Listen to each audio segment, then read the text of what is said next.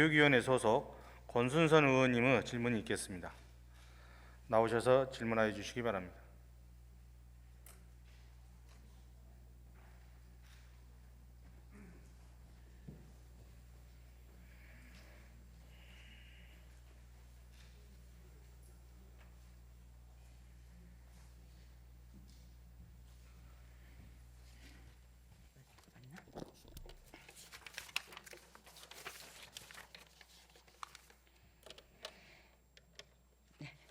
존경하는 1천만 서울시민 여러분, 안녕하십니까? 더불어민주당 은평구 제3지역구 교육위원회에서 의정활동하고 있는 권순선입니다. 먼저 이렇게 시정 질문을 할 수 있도록 기회를 주신 존경하는 김인우 의장님과 선배 동료 의원 여러분께 진심으로 감사드립니다. 그리고 어려운 가운데서 시정을 맡아서 노고가 많으신 우리 서정엽 시장 대행님, 그리고 조희연 교육감님을 비롯한 관계 공무원 여러분, 천만 시민과 보다 좋은 서울을 만들기 위해 애쓰고 노력해 주시는 데에서 깊은 감사의 말씀을 드립니다. 저는 오늘 지방분권, 지방자치 시대의 재정분권, 특히 교육재정과 관련해서 현재 이루어지는 이런 논의들과 그 향방에 대해서 여기 계신 모든 분들과 그리고 서울시 모든 분들과 관심을 공유하고, 그리고 서울시 교육청의 재정 관련 행정이 보다 안정적이고 합리적으로 그리고 투명하게 이루어지기를 바라면서요. 또한 서울의 교육 발전을 함께 담당하고 있는 서울시의 교육 재정에 대한 확고한 지원을 요청하기 위해서 이 자리에 섰습니다. 서울 교육 재정 지금 변화가 시급하다, 이런 제목으로 여러 시정 질문하도록 하겠습니다. PPT 넘겨주시죠. 현재 지방분권, 지방자치 실현의 전제로 이루어져야 할 재정분권에 대해서 중앙정부는 과거 국세지방세 8대2의 비율을 7대3으로 2020년까지 그렇게 조정하고, 그러므로 인해서 재정분권을 완료하겠다고 했습니다.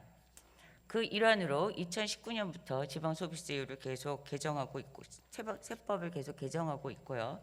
지방소비세율을 점차적으로 올려왔습니다. 그런데 내국세를 기준으로 하는 지방교육재정교부금, 그 측면에서 보면은 교부금이 줄어드는 것은 자명한 결과입니다. 그리고 그 영향은 이미 2021년부터 나타나고 있습니다. 화면이 잘 안 보이실 것 같기도 한데, 화면에서 보시는 것처럼 교육재정교부금이 감소하고 있습니다. 2020년 대비 2021년 현재 정부에 제출된 그런 이제 예산안을 보면은 교육재정교부금은 감소하고 있죠. 물론 코로나로 인해서 몇 가지 조정된 이런 측면들이 있기는 하지만, 이 점에 대해서는 교육계에서 상당한 우려들을 갖고 있는 것으로 알고 있습니다. 조희연 교육감님, 답변대로 나와주시기 바랍니다.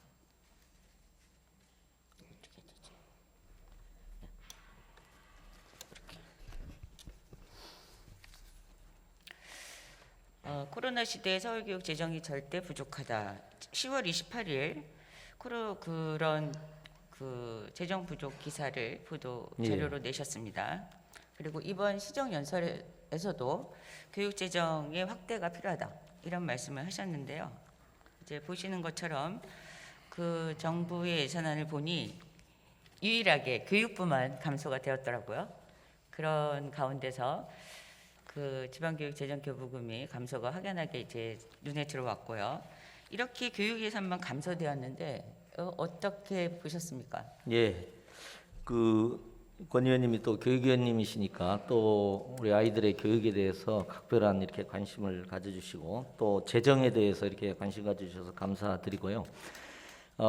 지금 방금도 말씀하셨습니다만은 이제 지금 4천억이 줄은 걸로 돼 있는데요. 저희가 의원님들도 이제 지역에서 학교 환경 개선에 대한 민원들이 아마 참 많으실 겁니다. 근데 저희가 9천억 정도 예산 편성이 됐던 것이 반토막이 되어 있습니다. 그래서 사실 내년 1년 정도는 그냥 큰 문제가 없이, 왜냐하면 2022년에 더 보완이 된다고 하는 희망을 가지고 지낼 수가 있는데요. 만약 이런 기조가 지속된다면 상당히 이제 심각한 문제가 발생할 수 있다 이렇게 생각이 들고요. 저희가 이제 큰 틀은 이렇습니다. 지금 세입 부분이 너무 지금 감소하고 있고요. 세출은 경직성 경비가 지금 너무 많이 있습니다. 그래서 무상교육, 무상급식 이게 계속 늘어나서 저희가 굉장히 그 어려운 상황에 있습니다. 네, 그 표에 그 있는 제가 이제 표를 준비를 예, 했는데요. 예. 그 표를 한번 저희 교육 재정에 표를 좀 보여주시죠. 안 나오나? 일단 그러면 재정교부금의 확대 필요성. 근데 이제 그거는 상당 부분 이제 교육계에 있는 사람들은 인지하고 있긴 하지만, 근데 이제 교육계 밖에서 그렇습니다. 네, 예. 어떤 측면에서 보면은 교육계가 상당히 그 재정이나 이런 부분들을 방만하게 운영하고 있다. 이런 예. 지적들도 있습니다.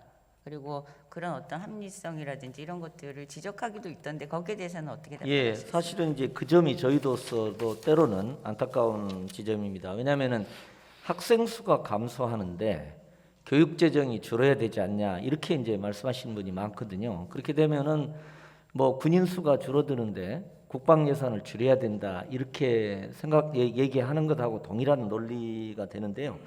저희 같은 경우는 사실 우리 인건비가 상당 부분 무기계약직으로 지금 전환이 되고 있습니다. 한 95% 이상 정도 그렇게 돼 있어서 그게 계속 이렇게 상승하는 추세에 있고, 저희 이제 외부에서 누리과정 예산이 저희한테 이렇게 전가된 부분이 있는데 그게 또 특별 지원 회계가 또 내년이면 끝납니다. 그리고 말씀드린 대로 급식비가 새로 들어왔지 않습니까? 그리고 교육비를 또 저희가 45%를 부담하고 국가가 45%를 부담하고 지자체가 5%를 지금 부담하는 형국입니다. 그런 식으로 외부 사항들이 많아기 때문에 점점 더 쫄리는 형국으로 되고 있고, 인공지능 시대에 대응하는 이렇게 확장을 해야 되지 않습니까? 근데 그런 지점에서 상당히 압박을 받고 있습니다. 뭐 그런 지점에 대해서는 저랑 견해가 좀 유사하신 것 같은데요. 여튼 2021년, 22년이 사실 우리 그 향후 물론 5년간 더 중요하다고 생각하는데요. 네. 현재 우리가 교육 재정에 있어서 상당히 중요한 해라고 생각합니다. 예. 우리가 이제 무상 교육을 완성하고 예. 그리고 2021이면은 무상 급식까지도 다 하게 되겠죠. 예. 그리고 이제 또 급식법의 제정으로 유치원 급식도 예. 이제 해야 할 그런 상황입니다. 예. 근데 지금 현재 유치원 급식에 대해서는 별다른 어떤 계획이나 이런 것들이 좀 부족해 보이는데요. 예. 향후에 그러니까 이제 여기가 맞습니다. 유치원이 워낙 규모가 다양하고 그리고 규모도 작고 이러다 보니까 학교처럼 그렇게 이전에 했던 우리가 일괄적으로 하는 급식 그 계획이나 이런 것들이 좀 어려운 부분도 있을 거라고 예측이 되는데요. 여기에 대해서 어떤 대응책을 갖고 계신지요? 예, 저희 이제 김 부의장님께서도 이제 지적하신 바가 있는데요. 그러니까 박용진 3법 속에 그 학교 급식법 개정 속에 유아급식이 들어왔습니다. 네, 네. 그럼 이제 내년부터 시작해서 말하자면 유치원 급식 부분이 또 시설부터 인건비, 식재료비 이렇게 해서 또 확장이 됩니다. 그래서 이제 그 부분도 저희가 이제 압박 요인으로 하고요. 또 의원님들도 잘 아시겠습니다. 그걸 어떻게 해결하시려고 하시나요? 예, 지금 저희가 종합 계획을 수립 거의 단계에 있습니다. 그래서 요건 아무래도 단계적으로 200인 이상부터 좀 완성을 해가면서 이렇게 단계적으로, 그리고 영양사, 영양교사 인력 배치를 해야 되고요. 시스템을 좀 갖춰야 되는. 근데 그 시스템이 구축되는 거 그럼 언제까지 그렇게 좀 준비하실 생각이십니까? 예, 그러니까 현장에서 저희가 요구들은 되게 급하고 다급할 그렇습니다. 텐데 거기에 대해서 그냥 여기서 저희가 이제 평화롭게 계획만 세우고 있을 수 예, 없지 않겠습니까? 그렇습니다. 사실 이제 초중고와 달리 이제 사립유치원의 경우는 이제 공간 문제도 있고요. 여러 가지 이제 보완해야 되고 준비해야 될 게 굉장히 많습니다. 그래서 현재로서 보면 일단 시작은 2021년부터 시작이 되고요. 단지 단계적으로 이게 보완이 되어 간다 이렇게 말씀드릴 수 있겠습니다. 곧 저희가 종합계획을 마련해서 보고를 드리도록 하겠습니다. 곧 완성이 지금 마지막 마무리를 하고 있습니다. 그 아직까지 그림이 다 안 나온 건가 보죠? 저희가 연구 프로젝트를 해서 수개월 전부터 갖고 있었는데요.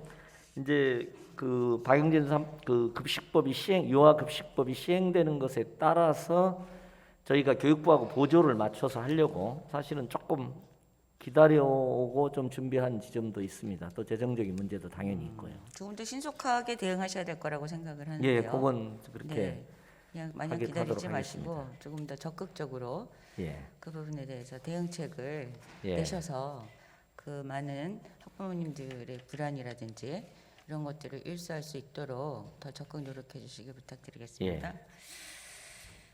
물론 이제 제가 그동안 누리과정이라든지 무상교육, 무상급식 이런 이제 그 교육복지와 관련해서 저희 교육청뿐만 아니라 서울시와 함께하면서 상당한 성과가 있었던 것을 알고 있습니다. 근데 이제 교육에서도 제가 몇 번 질문을 드렸습니다만 전체 우리 무상급식을 진행하고 있는 이런 와중에 그 재원의 안정적인 확보, 투명한 운영, 그리고 또 급식 사업에 대한 제대로 된 성과 관리, 성과 평가 이런 것들을 필요하다고 말씀드렸는데 기억하시죠? 예. 예. 근데 지금 현재 그 여전히 일부이긴 합니다만 초등학교 조리종사원의 인건비는 현재 학교 급식 사업 예산으로 잡히지 못하고 초등학교 기본 운영비로 배정되고 있어서 혼란을 겪고 있었는데요. 그게 왜 그렇게 오래도록 시정되지 않았습니까? 예, 사실은 이제 아주 그 세부적인 문제라 의원님들은 이제 잘 모르시는 부분도 있는데 질문을 해주시고 관심을 가져주셔서 감사드리고요. 이게 이제 그 2010년에 그 이제 박원순 시장님 들어오시고 나서 이제 시작을 할 때 도입 때의 상황이 좀 작용을 한 것 같습니다. 그러니까 당시에 교특회계가 있었고 교육특별회계가 있었고 이제 수익자 부담 부분이 있었습니다. 그러니까 급식과 관련돼서 좀 학부모가 간단히 내는 답변해 부분. 주시면 좋겠습니다. 예. 그래서 학부모가 내는 부분만을 5대 3대 2로 분담해서 이렇게 진행이 됐고요. 중학교는 이제 그냥 통으로 5대 3대인데 그 이후에 이제 인건비 부분을 저희가 790억 되는 부분을 저희가 그냥 순수히 100% 담당한 5대 3대 2의 분담에 공립 초 인건비가 안 들어갔습니다. 그래서 저희가 서울시에 좀 계속 요청을 드리고 있는 형국입니다. 그렇죠. 저희 이제 지난 그 예산 뭐 하고 이럴 때 그 급식 경비들을 쭉 이렇게 찾아가 봤더니 서울시 교육청에서 인지하고 있는 그런 급식 경비와 그다음에 서울시에서 인지하고 있는 급식 경비가 다르더라고요. 예. 그래서 이제 그거를 알게 됐는데 서울시하고 지금 급식 경비를 분담하고 계시잖아요. 그렇습니다. 서울시하고 자치구하고. 예. 그렇다라면 그 오해가 있는 부분이든 아니면 그 차이가 있는 부분들에 대해서는 그거를 곧바로 시정을 하고 그에 관해서 서울시에 더 적극적인 협조를 끌어내셨어야 마땅하다고 생각을 하는데 예, 그 맞습니다. 부분에 대해서는 거의 10여 년 동안 그냥 냅두신 거잖아요. 예. 네. 2021년 무상급식이 완성되는 이런 시점에서 그 우리가 유치원 급식도 해야 되고 전체 학교 급식에 대한 이런 그 재정 규모나 이런 것이 상당히 큽니다. 그렇습니다. 그러니까 그에 대해서 제대로 된 관리와 평가들을 위해서는 좀 잘 정비를 하셔야 될 거라고 생각하는데. 예. 그러니까 권 의원님이 지적하신 대로 이제 유아급식이 단계적이지만 들어오지 않습니까? 그러면 거기에 여러 가지 시스템, 인력, 그 기구 지원 부분이 하나 들어오고요. 또 이제 고교 무상 급식이 또 내년부터 이렇게 전면화되지 않습니까? 그러면 사실 이게 상당히 많은 부담이 되고 있습니다. 그래서 서울시하고 그 점에서는 서울시도 이제 사실은 초등학교 실시될 때 5대 3대 2로 배분됐는데 추가적인 비용을 하는 부분에 대해서 서울시도 요즘 어렵습니다만은 그래도 좀 전향적으로 협의를 했으면 하는 소망입니다. 네. 좀 더 그 서울시의 협조를 우리가 함께 하려면은 교육청의 스스로 교육청에서 이렇게 부족하게 했던 부분이라든지 지금 아직 계획도 안 나와 있다고 하니 예. 좀 답답하긴 한데요. 이제 그것을 이제 신속히 그 계획도 예. 만드시고 그 사업의 재정 규모라든지 이런 것들에 대해서 충분한 논의를 통해서 서울시의 적극적인 협조를 요청하시면 좋을 거라고 생각합니다. 예. 예. 또 한 가지, 우리가 이번에 코로나 시대를 경험하면서 진짜 교육계에서 새로운 과제가 떠올랐잖아요. 그 교육과정과 교수 학습에 대한 지원 또한 강화되어야 한다라고 생각합니다. 그 비대면 수업을 하면서 학교 현장에서 제대로 된 그 디지털 환경이 제대로 되어 있지 않기 때문에 수업이 어려웠고, 그리고 학생 개개인들이 집에서 이제 학습을 하고 이래야 그렇습니다. 하다 보니 그 집에서 갖고 있는 디지털 환경이나 이런 것들이 너무 차이가 나서 그 학교에서의 차이도 1차적으로 있었고, 또한 가정에서의 이런 차이들이 아이들의 교수 그 학습 능력의 어떤 차이 이런 것들을 더 크게 했던 것 같습니다. 그렇습니다. 그래서 그에 대해서 우리가 충분하게 해야 되는데요. 내년에 그 뉴딜 예산과 관련해서 학교 디지털 환경 조성과 관련한 여러 가지 사업들이 계획이 되어 있더라고요. 그 부분에 대해서 교육청에서 좀 더 세밀한 이런 계획들을 갖고 계신가요? 예. 우선 1차적으로는 이제 그 뉴딜 정부 뉴딜 정책 속에 그린 스마트 스쿨이라는 네, 이름으로 있습니다. 예, 이게 학교 30-40년 된 노후 건물의 전면 재개축 부분이 들어와 있습니다. 그건 이제 저하고 박원순 시장님하고 제안을 해서 정부가 네네. 또 수용을 해줬는데요. 그게 사실은 한 저희한테도 매년 한 2,500억 내외가 매년 추가되는 사업이 됩니다. 아까 재정 문제하고 관련해서 이제 그런 지점이 하나 있고요. 그 스마트 환경 개선과 관련해서는 이렇게 전면 재개축을 하는 학교들의 경우는 당연히 모든 게 다 시스템으로 들어간다고 생각을 해주시면 될 것 같고, 이제 문제는 기존의 학교인 것 같습니다. 그 기존의 학교인데요.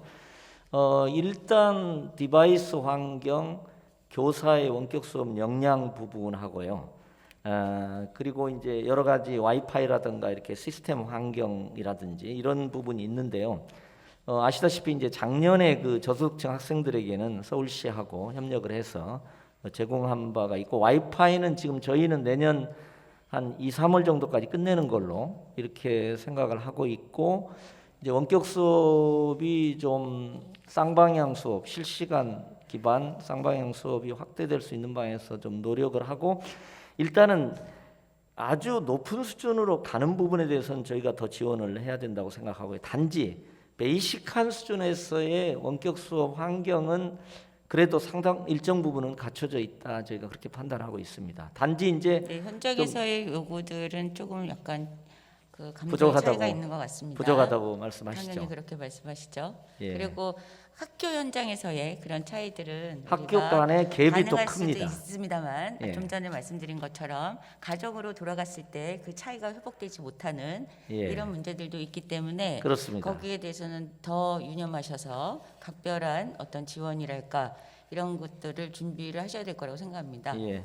저희가 1대1 개인별 그 맞춤형 지원 부분도 일단 시스템은 지금 갖췄는데요. 초등학교, 중등하고 둘이셈이라든지 사범대 한 500명 정도 학생들을 통해서 1대1 맞춤 지원을 하는데 네. 여전히 부족하다고 아마 학교 현장에서 얘기할 겁니다. 제가 오늘 교육감님께 발언 말씀하실 수 있는 기회를 많이 드렸는데 아이, 고맙습니다. 그 기회를 충분히 이제 말씀을 드리셨으니 여기에 대해서 교육청 스스로의 어떤 변화, 그 속에서의 어떤 사업, 그리고 계획, 우리가 늘 말씀드렸던 중장기 계획과 세밀한 이런 사업 계획들에 있어서 차질 없이 예. 그렇게 진행해 주시기를 부탁드립니다. 예. 관심 가져주셔서 감사합니다. 네, 들어가셔도 좋습니다.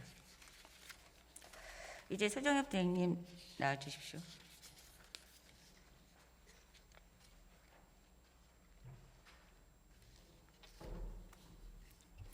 네, 시장 권한대행입니다. 예. 2020년에 우리 고2상 무상급식 조기 도입과 그리고 또 이번에 입학준비금 지원 등 그 적극적인 지원에 대해서 감사드립니다. 네. 그리고 2021년까지 우리가 이제 고1까지 이제 무상급식을 다 하게 되는데요. 그러면은 서울시 교육청과 서울시가 함께 무상교육과 무상급식을 이뤄내는 그런 이제 쾌거의 2021년이 되는 거죠.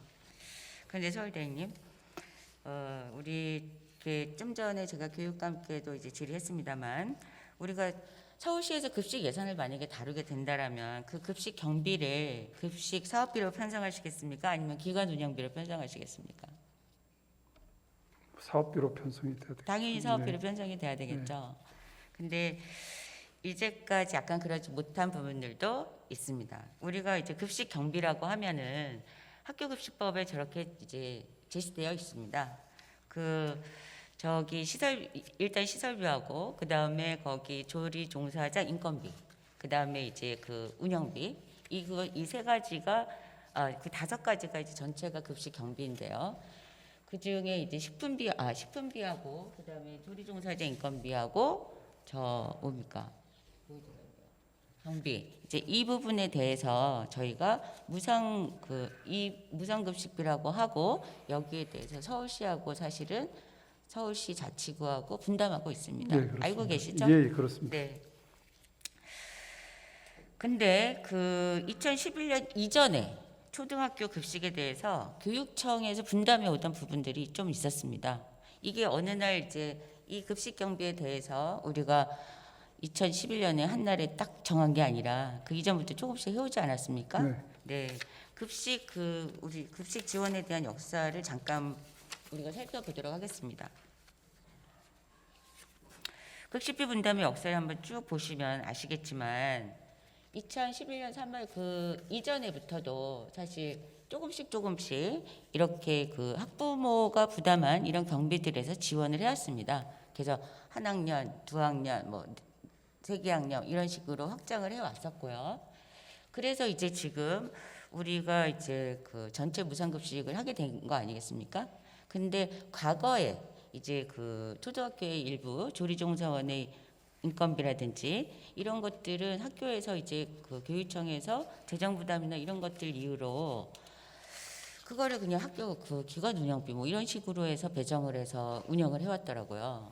근데 이제 그런 부분에서는 그래서 왜 그렇게 하셨습니까? 라고 물어봤더니 서울시에서 그 조리종사원 인건비에 대해서는 그냥 하던 대로 합시다 이렇게 말씀하셨다는 거죠. 그래서 제가 우리 그 시장 대행님께 말씀을 드리고 싶은 것은 그 이전에 있었던 조리종사원 인건비도 본질적으로는 학부모 부담 경비란 말씀입니다. 그래서 그 우리가 지금 무상급식에서 정하고 있는 그대로 그 식품비하고 그다음에 인건비, 그다음에 그 운영 경비 이 세 가지 전체를 이번에 이제 2021년을 맞아서 유치원 급식까지 다 포함해서 거기에 필요한 급식 경비에 대해서 교육청과 서울시, 자치구 이렇게 5대 3대 2로 분담하는 것이 마땅하다고 생각하는데 어떻게 생각하십니까? 의원님 모두의 교육청만 재정이 어려운 거로 말씀하셨는데요. 사실은 서울시도 재정이 굉장히 지금 어려운 상황이고요. 근데 그건 자치구도 재정이 어려운 상황이기 네네. 때문에 이런 배분 문제는 이제 같이 함께 논의가 돼야 될 것 같고요. 네. 2011년에 그 공립초등학교 우리 조리종사원이 왜 그 무상급식 단가에 포함돼서 비율대로 조정이 안 됐었나 되는지 그 이유에 대해서는 한번 다시 좀 확인을 해봐야 될 것 같고요. 네. 사실은 이제 그 지금 공립초등학교의 조리종사원은 교육 공무직으로 되어 있습니다. 그리고 이전에 무기계약직이었고 그래서 이 교육청의 직원이기 때문에 이거를 사업비로 편성을 못하고 지금 운영비로 인건비로 편성이 돼서 그때 그렇게 되지 않았었나 싶은 생각도 드는데요. 그런 제약도 뭐 있습니다. 그래서 그런 분도 같이 함께 지원이 될 수 있는 부분에 대해서도 함께 검토를 해봐야 될 것 같습니다. 네, 그 이전에 그런 상황들이 있을 수 있는데 지금 이제 2021년 이후로는 또 우리가 그 전체 학교 급식에 대한 체계들을 제대로 갖추고 거기에 대한 어떤 재원들을 마련하고 지원하고 이런 과정들이 필요할 거라고 생각을 하는데요. 그런 점에 있어서 서울시가 함께 그걸 좀 더 뭐랄까요 면밀하게 검토하셔서 네. 우리가 애초에 약속했던 그런 이제 분담 기준들을 좀 가져갔으면 지켰으면 하는 바람입니다. 네.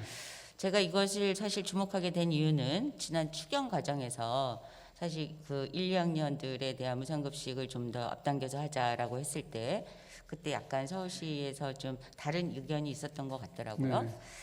그러니까 그 애초부터 그 무상급식에 대해서 우리가 서울시가 같이 함께 담당할 거라면 좀 더 충분한 논의를 통해서 이게 어떤 예산의 뭐 밀고 당기고 이런 게 아니라 교육청 재정이나 우리 재정의 어떤 안정성이나 이런 부분에서 좀 더 적극적인 관심들을 좀 요청토록 하겠습니다. 예, 알겠습니다. 근데 아까 말씀드린 대로 저희가 뭐 지원을 할 수 있는 부분인지 없는 부분인지는 다시 한번 검토해 하실 보고 수 있습니다. 같이 한번 논의를 해 보도록 네네. 하겠습니다.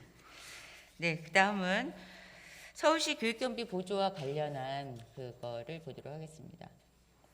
뭐 이거는 아까 그 교육감님께서 이야기하셨는데 뭐 시장님께서도 아시고 계실 거예요.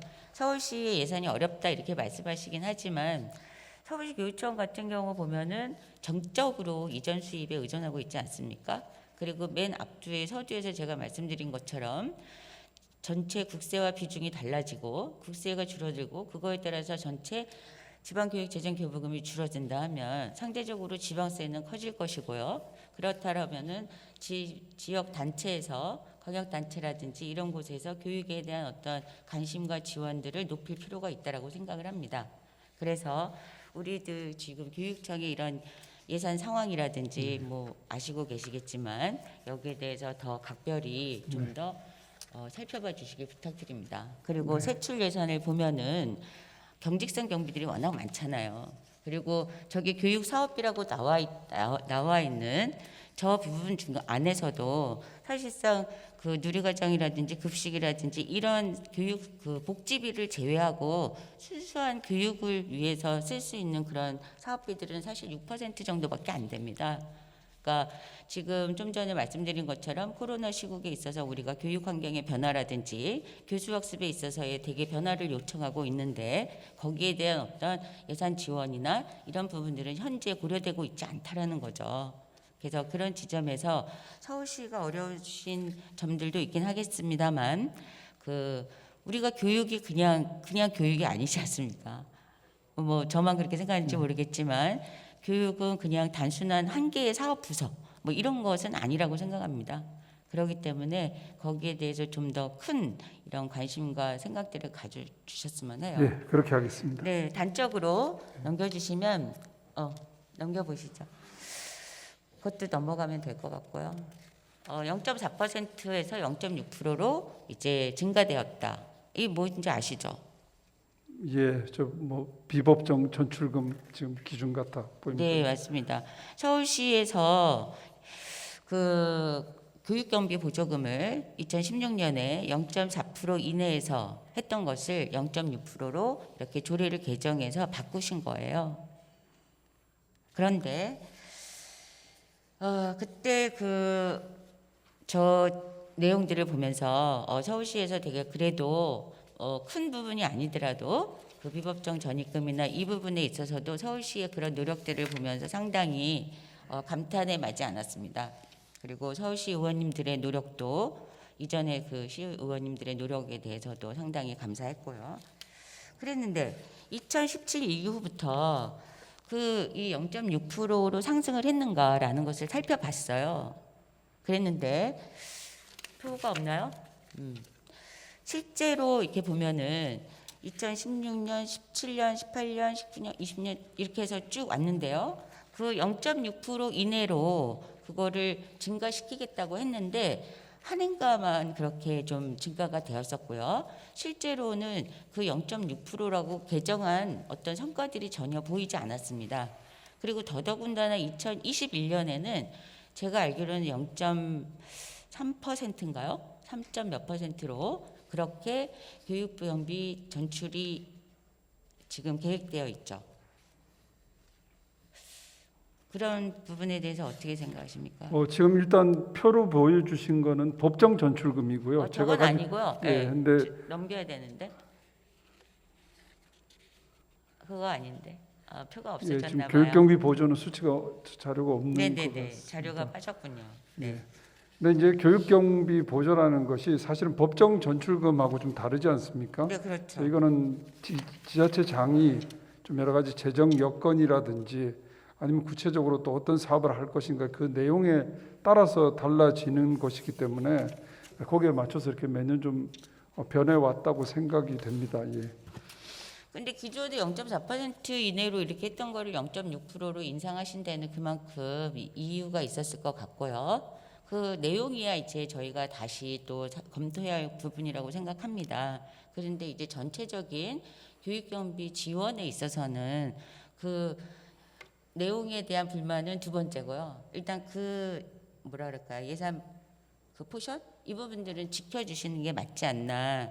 그래서 교육청이나 이런 입장에서 볼 때는 서울시에서 이전이 어느 정도 될 거라는 것에 대한 어떤 안정적인 그 시각이요.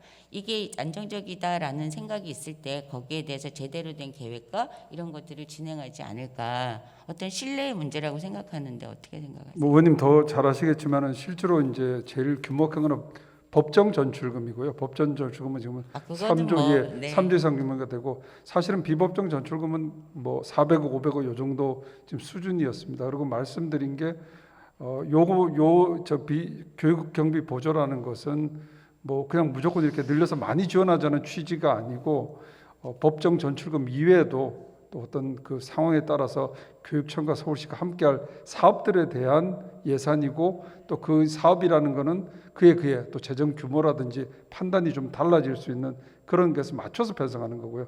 그래서 어떤 뭐 저는 이게 기준 자체가 이전부터 뭐 얼마 이내라고 돼 있었다는 것 자체가 꼭 어떤 계속 뭐 확대를 하거나 막 계속 같은 액수를 지원해야 된다는 것보다는 서로 하고자 하는 사업에 맞춰서 또 재정 여건을 고려해서 이렇게 좀 굉장히 유연하게 좀 해온 제도가 아닌가 그렇게 생각하고 있습니다. 저는 애초에 그 취지를 살려달라는 그런 말씀을 알겠습니다. 드리고자 하는 것입니다. 예. 그래서 서울시에서의 법정 부담 전입금이 늘어나는 것도 네. 사실은 교육 전체적인 지방 교육 재정기여 부금은 줄어들고 있지 않습니까? 그래서 그거를 플러스 마이너스 했던 결과가 서울시 교육청에 있어서의 4천억의 부재로 그렇게 이제 나타났을 건데요. 그 여타의 사실 비법정 전입금이 얼마 되지 않는다고 말씀하실지는 모르겠지만 그것이 사실 서울시의 자치구에 있어서의 어떤 교육의 불균형 뭐 이런 부분들은 그래도 상당히 또 완화해 주실 수 있는 그런 부분이라고 생각을 합니다. 그래서 그때 우리 시장님께서 말씀하실 때 남북 그 강남북의 균형 발전 이렇게 네네. 이야기하실 때 제가 그 교육의 균형 발전에 있어서도 네. 상당히 많이 노력해 주시라 이렇게 말씀드리지 예, 예. 않았습니까? 그런 차원에서 우리가 그 비법정 전입금에 대해서도 거기에 포커스를 맞춰서 좀 안정되게 진행하시면 어떨까라는 생각입니다. 제가 그 서울시 자치구의 그 교육경비 보조금들을 쭉 살펴봤는데요. 이 자치구에서 이제 하는 교육경비 보조금입니다. 그러니까 강남구는 140억을 하고 있고요. 그다음에 저기 하위에 있는 구들은 뭐 2, 30억 이렇게 하고 있습니다. 이것은 사실상 강남북에 있어서의 교육 경비만의 차이를 보여주는 것이 아니고 제가 볼 때는 저희가 이제 강남북에 있어서의 전체적인 균형 발전이라는 관점에서 그 예산의 어떤 차이, 재정의 차이 이런 것들을 보여주는 단면이라고 보여집니다. 뭐 다른 그 있는 은평구나 도봉구나 성북구라고 해서 교육경비 보조금을 적게 지원하고 싶지는 않을 거 아니겠습니까? 네, 물론입니다. 근데 전체 자기 우리 갖고 있는 지역의 그런 재정이나 이런 것들을 고려할 때 여력이 저 정도밖에 안 된다는 뜻이겠죠. 그러니까 저런 부분들에 대해서도 서울시가 좀 더 그런 각 그 자치구의 뭐 상황이 다르거나 이제 이러면 여기에 대한 교육경비 보조나 이런 것들을 뭐 비법정 전입금을 통해서 하실 수도 있고요. 그래서 우리가 갖고 있는 균형 발전의 취지 이런 것들에 맞게 그렇게 이렇게 활용해 주시면 어떨까. 그리고 그것은 제가 볼 때는 예산은 항상 예측 가능하고 안정적이어야 된다라고 생각합니다. 물론 이제 현실이 그렇지 않을 때도 있긴 하지만요. 최대한 그것을 지키고 그래야만 우리가 어떤 사업을 계획하고 그것에 따라서 제대로 진행할 수 있지 않을까요? 예, 뭐 의원님 말씀 주신 대로 저도 교육에 대한 투자는 미래에 대한 투자라고 생각을 하고요. 특히 이제 강남벽 균형 발전 차원에서는 굉장히 그 균형된 투자가 미래를 위해서 중요하다고 생각합니다. 그래서 저희들도 뭐 관련 제도나 전체적으로 한번 개선할 부분은 잘 검토할 수 있도록 그렇게 하겠습니다. 네, 제가 교육균형 발전 조례를 네. 또 발의를 해서 통과가 되긴 했는데요. 우리가 그냥 균형 발전을 이야기하는데 그것이 그냥 말로 끝나지 않고 좀 더 세심한 부분들까지 좀 챙겨서 가면 좋겠다 이런 생각입니다. 예, 그렇게 네. 할 수 있도록 예, 노력하겠습니다. 수고하셨습니다. 네. 들어가셔도 좋습니다.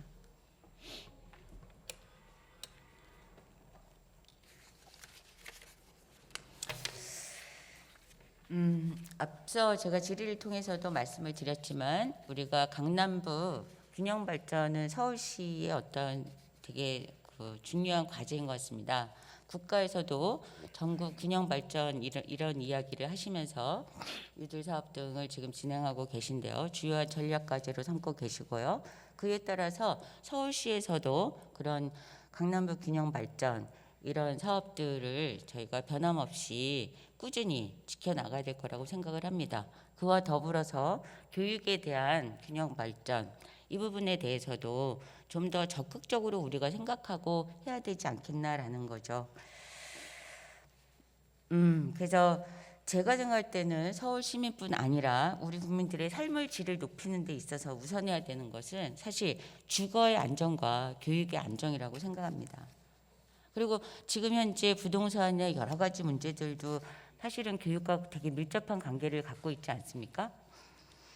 역시 여기 계신 분들이 혹시 대전파, 모골파, 자말파 뭐 이런 말 들어보셨는지 모르겠습니다. 들어보셨나요? 바로 대치도 어디에 사세요? 이렇게 물어보면 대치동 전세 삽니다. 잠원동 월세 삽니다. 뭐 목동 전세 삽니다. 뭐 이런 이야기입니다. 뭐 아시겠죠? 많은 사람들이 자기 집이 뭐 좋든 나쁘든 자기 집이 뭐 다른 데 있어도 아이들의 교육을 위해서 그쪽의 교육 환경이 훨씬 더 좋다. 이런 생각들을 하시는 학부모들이 많아 그쪽으로 이사하고 어려운 사정에도 불구하고 여러 가지 방법을 동원해서 그렇게 그 주거의 그런 터전들을 옮기고 이렇게 했던 것 같습니다. 그로 인해서 우리의 부동산 시장 가격이나 이런 것들이 비정상적으로 움직이지 않았나라는 그런 생각이 들고도 하고요. 그런 측면이 있음을 여러분 모두 아실 거라고 생각합니다. 여튼 우리가 코로나라는 이런 시기를 보내면서 참 어려운 시기를 보내고 있는 것 같습니다. 이 처음으로 맞닥뜨린 이런 감염병으로 인해서 많은 사람들이 걸어가던 길이 끊어져 멈춰버린 듯한 그런 이제 느낌을 줬고요. 모든 것이 좀 불안정했죠. 특히나 학교에 있어서의 불규칙한 등교 이런 것들은 되게 학생들이 뭐 공부하고 수업하고 이런 문제를 떠나서 돌봄의 문제 그리고 그 돌봄과 관련해서 이 부모들의 부담 말로 다 할 수 없는 너무 많은 대가를 치르게 했습니다. 그리고 현재 또다시 이제 약간 확산 조짐을 보이고 있습니다만은 이전에 그래도 우리가 코로나에 대해서 잘 대응을 잘 하고 그래서 좀 더 뭐 내년이면 백신이 나올 수 있지 않겠나 이런 희망들을 가져보면서 우리가 이렇게 있는데요. 이제 이 2021년도 그렇게 쉽지는 않을 거라는 생각을 합니다만 여기에 대해서 좀 더 이렇게 뭐라 그럴까 우리 힘들을 모아서 이렇게 나아가야 될 거라고 생각합니다. 끝으로 교육감님께 서울교육계 재정에 대해서 당부 말씀드리겠습니다. 일단 앞에서 이렇게 단적인 무상급식을 예로 들어서 말씀을 드렸는데 첫 번째로 교육사업 전체에 대해서 정비가 필요하다고 생각합니다. 그리고 이 선택과 집중 이것이 필요하다고 생각하죠. 좀 전에 저기 표가 올라와 있는데요. 서울시에서 이제 우리가 교육청과 함께했던 사업들입니다. 22개의 사업이 되게 진행되고 있는데요. 너무 방만하지 않나 이런 생각이 들고 교육청에서 초중고 학생들의 학습과 관련해서 해야 할 교육들은 교육청에서 전격적으로 담당을 해주시고 그리고 그 여타의 부분과 그 지원 그리고 평생교육 이런 거는 이제 서울시에서 할 수 있도록 이런 너무 많은 사업들을 하지 마시고 좀 정리를 하셔야 되지 않겠나라는 생각입니다. 두 번째는 재정에 대해서는 중장기적인 계획을 세워서 정말 단계적으로 추진할 수 있도록 그렇게 해야 합니다. 그래서 좀 더 신속하고 민첩한 대응을 해주셨으면 합니다. 세 번째, 예산 집행에 있어서는 투명하고 공정하게 이루어질 수 있도록 해야 합니다. 네 번째는 예측 가능하고 신뢰도 높은 그런 교육 재정 시스템을 좀 만드시고, 그래서 서울시와 함께, 그게 혼자서 어려우시다면 서울시와 함께 그런 예산 재정 시스템을 좀 구축하셔서 서울시의 그런 지원과 이런 것들이 이렇게 낭비되지 않도록 그렇게 신경 써 주시길 부탁드리겠습니다. 그리고 서울시장 대행님께 이제 말씀드리겠습니다. 우리가 그 포스트 코로나 시대에 있어서 지금의 교육이 정말 이제 옛 것이다. 그래서 지금 이제는 그 이전의 교육과 확연히 달라질 것을 요구하고 있다는 말씀이시죠. 그래서 서울시의 재정이나 이런 부분도 어렵습니다라고 말씀하시겠지만, 앞에서 말씀드린 것처럼 교육을 그냥 한 부서의 일로 이렇게 생각하지 마시고 우리 국민들에게 되게 절실한 문제다라는 것을 생각하셔서 거기에 대해서 좀 더 어떤 시각의 전환이랄까, 좀 더 적극적으로 그리고 더 많이 이렇게 생각해 주시길 부탁드리겠습니다. 시정의 입장에서 보면 교육청의 어떤 행정이나 이런 것들이 더디고 이제 답답하고 이렇게 보이시는 것이 있을 거라고 생각합니다. 우리 의원들도 교육청 보면 답답합니다. 네.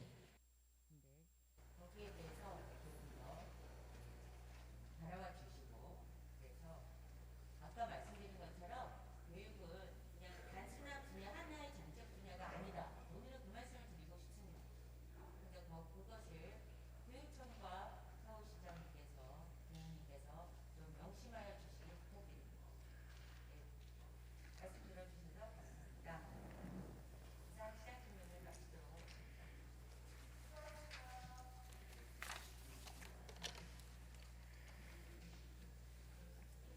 수고하셨습니다. 예, 권순선 의원님 수고하셨습니다.